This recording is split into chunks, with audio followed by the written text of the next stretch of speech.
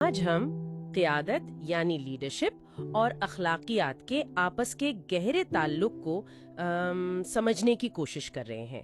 جو مواد ہمارے سامنے ہے وہ بتاتا ہے کہ یہ صرف لوگوں کو چلانے یا حکم دینے کی بات نہیں ہے، بلکہ اس میں ایک بہت گہری اخلاقی ذمہ داری شامل ہے۔ جی ہاں، بالکل۔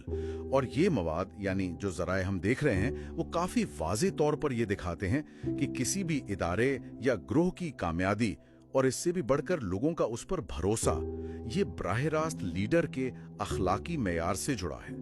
بلکہ کچھ مثالیں تو ایسی بھی ہیں جہاں آپ دیکھیں چھوٹی سی اخلاقی لغزش نے بڑے اداروں کی ساکھ کو کتنا نقصان پہنچایا۔ تو آئیے اسی مواد کی مدد سے ذرا تفصیل میں جاتے ہیں کہ آخر یہ اخلاقی قیادت اتنی ضروری کیوں ہے اور اس کی بنیاد کیا چیزیں ہیں۔ جی، پہلا بڑا نقطہ جو سامنے آتا ہے وہ ہے اعتماد کا۔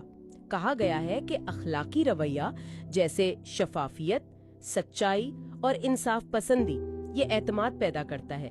یہ تو سمجھ آتا ہے، لیکن یہ اعتماد عملی طور پر اتنا اہم کیوں ہے؟ دیکھیں یہ ایک بہت بنیادی سوال ہے۔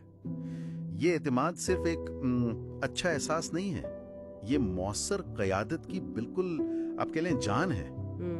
جب لوگوں کو یعنی ٹیم ممبرز کو، فالوورز کو یہ یقین ہوتا ہے نا کہ ان کا لیڈر اصولوں پر قائم رہے گا تو وہ صرف حکم نہیں مانتے، وہ دل سے جڑتے ہیں۔ اچھا، مواد میں اس بات پر بھی زور ہے کہ اس سے ایک ایسا محفوظ ماحول بنتا ہے جہاں لوگ کھل کر اپنی رائے دے سکتے ہیں، نئے آئیڈیاز لا سکتے ہیں، غلطی کرنے سے ڈرتے نہیں کیونکہ انہیں پتا ہے کہ فیصلہ انصاف پر مبنی ہوگا۔ اور اسی سے جڑی ہوئی بات کردار کی بھی ہے۔ ذرائع بتاتے ہیں کہ لیڈر کی ساکھ اس بات پر بنتی ہے کہ اس کی باتوں اور کاموں میں کتنا فرق ہے، یعنی کہنی اور کرنی ایک ہو۔ یہ تو بہت بڑی بات لگتی ہے۔ یقیناً بہت بڑی بات ہے۔ الفاظ تو وقتی ہوتے ہیں، کردار دیر پا اثر چھوڑتا ہے۔ اسی لیے تو کہتے ہیں نا کہ اعتماد بنانے میں وقت لگتا ہے لیکن یہ ٹوٹ بہت جلدی سکتا ہے۔ اچھا، تو اعتماد قائم ہو گیا، لیکن یہ مواد یہ بھی بتاتا ہے کہ یہ صرف اچھی نیت کی بات نہیں ہے بلکہ لمبے عرصے میں کامیابی کے لیے بھی ضروری ہے۔ کچھ ذرائع تو یہاں تک کہتے ہیں کہ غیر اخلاقی فیصلے جیسے کوئی گھپلا یا دھوکہ دہی شاید وقتی طور پر فائدہ دے دیں مگر آخر میں ادارے کو لے ڈوبتے ہیں۔ اس پر کچھ روشنی ڈالیں۔ جی، یہ نقطہ واقعی بہت اہم ہے۔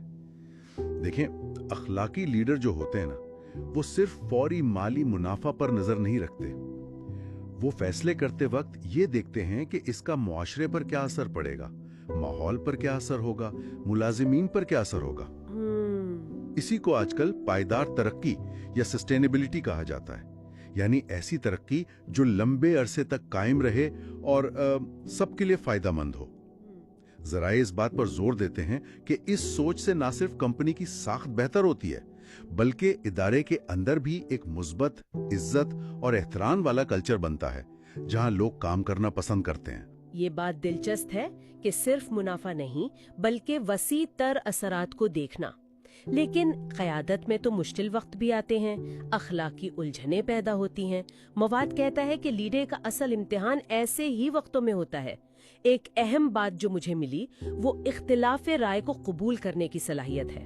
بالکل، اور اس سے بھی بڑھ کر ذرائع اخلاقی جرت یعنی مورل کریج کی بات کرتے ہیں۔ اخلاقی جرت؟ جی، اس کا مطلب ہے وہ ہمت کہ جب آپ کے سامنے دو راستے ہوں، ایک آسان مگر شاید غلط، دوسرا مشکل مگر صحیح، تو آپ ذاتی نقصان کے امکان کے باوجود صحیح راستہ چنیں۔ اس میں اپنی غلطی تسلیم کرنے کی ہمت بھی شامل ہے اور اصولوں پر ڈٹ جانا بھی۔ یعنی یہ صرف صحیح اور غلط جاننا نہیں بلکہ مشکل وقت میں صحیح پر قائم رہنا ہے۔ اور اسی سے جڑی بات انصاف اور غیر جانبداری کی ہے جس کا ذکر مواد میں بار بار ہے، یعنی فیصلے میرٹ پر ہوں، ذاتی دوستی یا پسند ناپسند کی بنیاد پر نہیں۔ جی ہاں، بالکل، یہی وہ اصول ہیں جو کسی لیڈر کو قابل اعتماد اور آپ کہیں قابل احترام بناتے ہیں۔ جب لوگ دیکھتے ہیں کہ فیصلے منصفانہ ہیں تو ان کا ادارے پر اور قیادت پر بھروسہ بڑھتا ہے۔ ظاہر ہے، تو اگر ہم ان تمام نکات کو جوڑیں تو خلاصہ یہ نکلتا ہے کہ قیادت اور اخلاقیات یہ لازم اور ملزوم ہیں۔ اخلاقیات ایک طرح سے لیڈر کے لیے اندرونی کمپاس یا کتب نما کی طرح ہے جس پر سمجھوتا نہیں کیا جا سکتا۔ بالکل درست کہا آپ نے، ایک اندرونی کتب نما، اور جیسا کہ یہ مواد ہمیں دکھاتا ہے، یہی وہ راستہ ہے جو کسی بھی تنظیم یا گروہ کو نہ صرف کامیابی دلاتا ہے بلکہ دیر پا عزت اور وقار بھی بخشتا ہے۔ یہ صرف اچھا ہونا نہیں بلکہ سمجھدار ہونا بھی ہے۔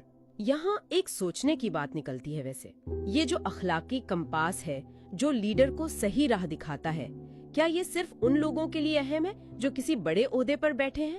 چاہے وہ کسی بھی سطح پر ہو، اپنے چھوٹے یا بڑے دائرہ کار میں اسی اخلاقی کمپاس کو استعمال کر کے اپنے آس پاس کے ماحول پر، اپنی ٹیم پر یا شاید اپنے خاندان پر کیا وہ مثبت اثر ڈال سکتا ہے، اس پر غور کیا جا سکتا ہے۔